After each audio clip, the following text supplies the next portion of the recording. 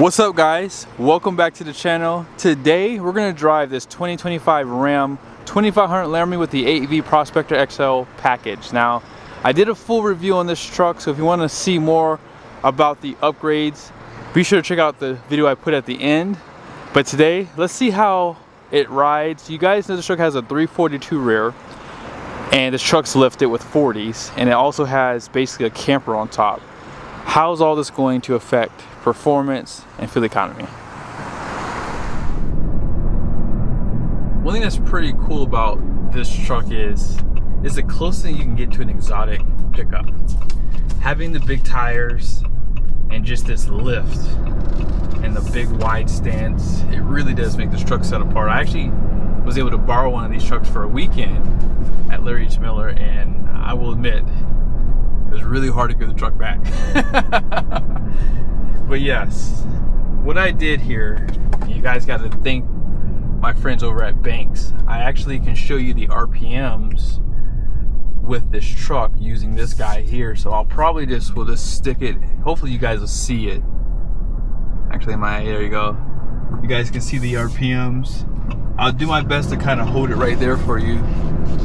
But let's go ahead and lock in the gears too, that way I can see what gear I'm in. So right now I'm in third gear, fourth gear, fifth. Alright, so I'm sitting at 1230 RPM.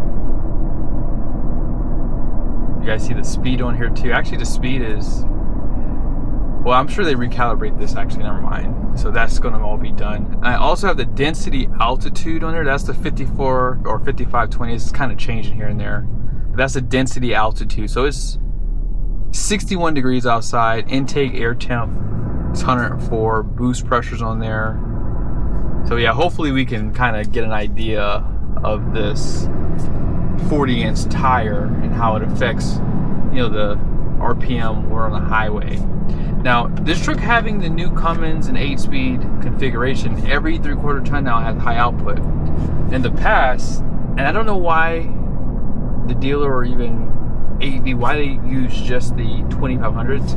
If I were building an AEV edition, it would be 100% 3500 every time, simply because I want as much payload as I can get, and I would probably do a mega cab. But obviously that does drive the price up when you add those two things, so just keep that in mind. But we're about to hop on the highway here in a second, and I'll let you guys get an idea of the RPM. Alright, so far we're at 8.8 mpg, but obviously we've only driven a mile. So now we're going to get on the highway. I'm going to show you a little bit of acceleration. Now this right here shows the load percent, so I'm giving it 72%, 65.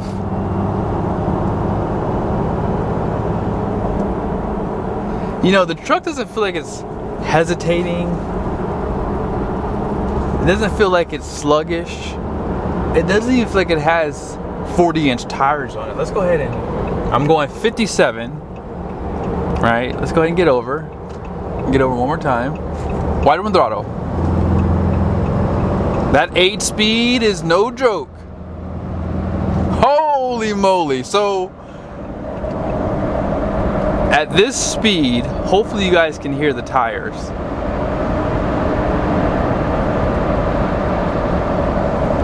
These are better than the Coopers.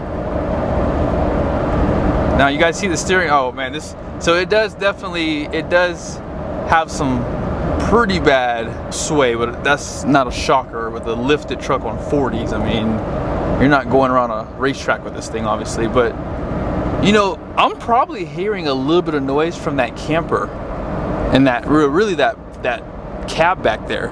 That's probably what I'm hearing too. These are great tires. If I ever decide to go to 40s in the future on my truck, I might go with these BFGoodrich tires, guys. They're amazing. Wow. I'm really impressed. Now, in the last video I discussed that you did have some upgrades to the steering, right? So I'll show it to you here. That is a nice upgrade too. The steering does feel pretty firm and planted. Now one more time. I'm just killing my fuel economy here, guys. I'm sorry. Okay, that's the last one. Now at this 75-mile-an-hour speed, I'm actually dropping. You guys see where the RPM are? We're in 8th gear, and we're right under 1500 RPM at 72 miles an hour. So, brake feel, oh yeah. You can definitely tell you're lugging on a little bit more weight on this truck, but it's not bad. Brakes feel confident. And when you're turning, yeah, you don't know that you're driving a lifted truck on 40s. This, oh my goodness, wow. You would think that there's some upgrades done to the engine because it feels very responsive. I'm really impressed by that because, again, in the past with the 6.8 RFE, I felt like the truck didn't do that well with the bigger tires, and that had a 373, and with this having the 342, I would have expected this to feel a little bit more sluggish, but again, that 8-speed is doing most of the work because the gears are deeper. So that's the beauty of having more gears. When you want these big old tires, this is the way you do it. Wow, very impressive.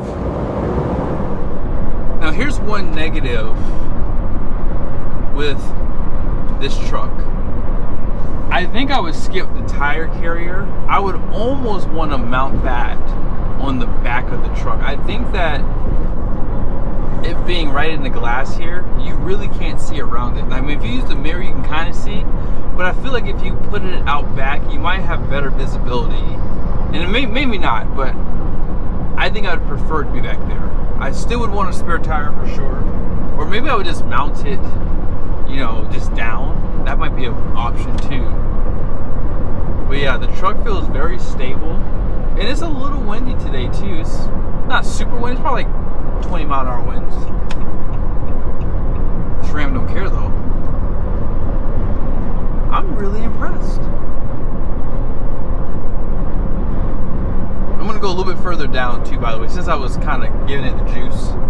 I really heard the Filigree a little bit, right? So we're getting 12.5 mpg right now at 6.2 miles.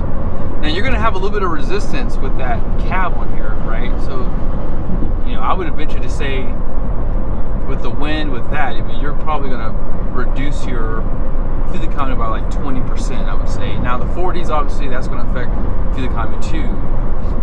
But we'll see how it does. But yeah, so far, I mean, just cruising down the highway, man, I wanna go camping now. In case you didn't watch my last video, here are the numbers on the door. So 10,190 is a gross fuel rating, and then there's your payload capacity, 1,484 pounds, and that's actual for this truck and the upfit. I just got off the interstate, and I want to show you guys a U-turn with this thing. I think that'd be something that you would want to see, right? Let's actually go in a parking lot here. This might be better. Now we're at 12.7 mpg. I got 13.1 when I got off the interstate, so we just dropped down a little bit. But just figure U-turn. Let's see. Nothing's really affected, I would say, with these tires. You don't hear any rubbing. When AEV does an upfit, it's almost probably a little bit better than the factory spec. You're gonna get a little bit softer ride. You guys saw the suspension on this truck, right? In the last video, I mean, this thing has the best of the best Bilsteins with the oil reservoir. So it has cooling, all that good stuff. So yeah, you're looking at one of the best suspensions available. And of course, having the tires, that's just adding on to the softness of the ride. Now, let me get back on the highway so you guys can see the exhaust brake. You guys ready for this? Here it is.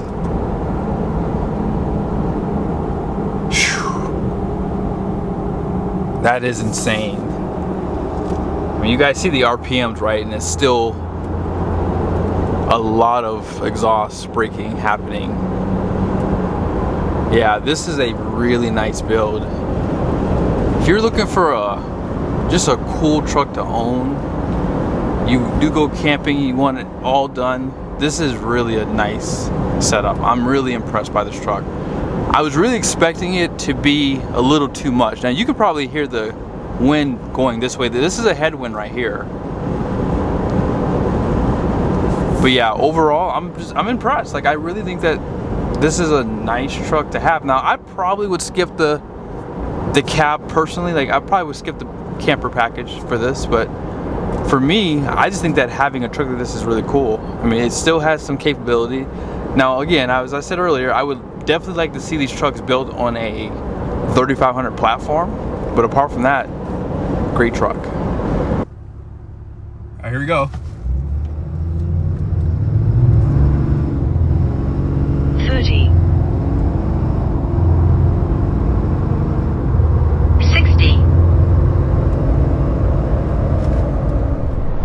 8.99 was pretty dang good. That might even be better than some of the stock trucks almost.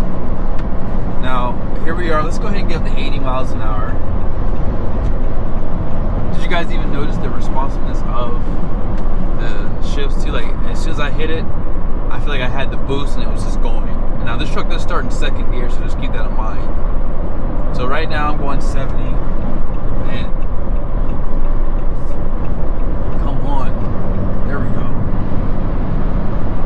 Let's go ahead and set the cruise control. All right, here we go.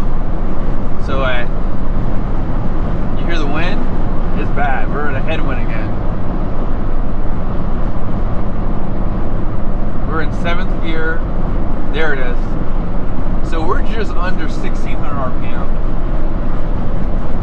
We're right there at 80 miles an hour. Engine coolant's 198. Let's see if this is accurate. Let's see. Engine coolant 198.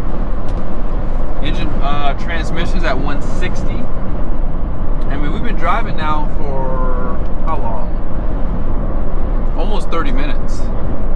Only going 17 miles because I've been driving in the city a little bit too.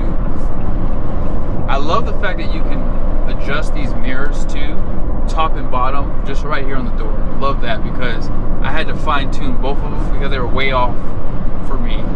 And so it's just a nice feature to have. Now, it's better to do it while you're stationary. But yeah, I do like that feature that Ram gives you, because Ford nor GM do that for you.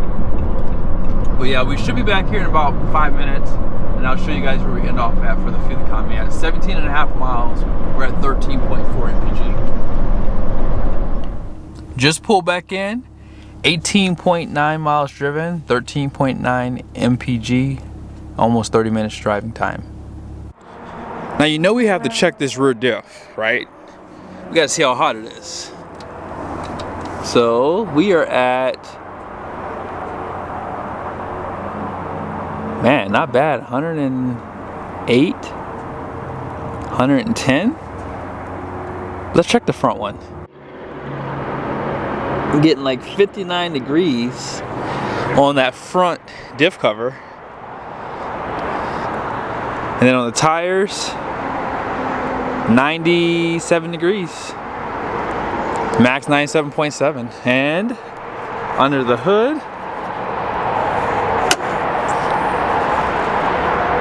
let's check out that intake manifold first. Yeah, you can just tell it's just not that hot today. And then let's see on that turbo, it's buried down there. Kind of hard to get it in there. But I saw like 212 degrees. But hope you guys liked the video. If you would like to get the iDash Pro, it is Bluetooth capable now from Banks. So if you want to see more just data, that's something to look at. But yeah, I think this is a really nice truck, guys. You saw the fuel economy numbers. I think that overall, if I were on the highway just cruising, as I said, best case scenarios, obviously, 16 is probably the number for this truck because you have a little bit of resistance with the camper. But yeah, 40-inch tires, lifted truck, that's also gonna hurt you. You know, there's no front valance anymore. But yeah, it's worth it if you want a really cool truck, and this definitely is that package.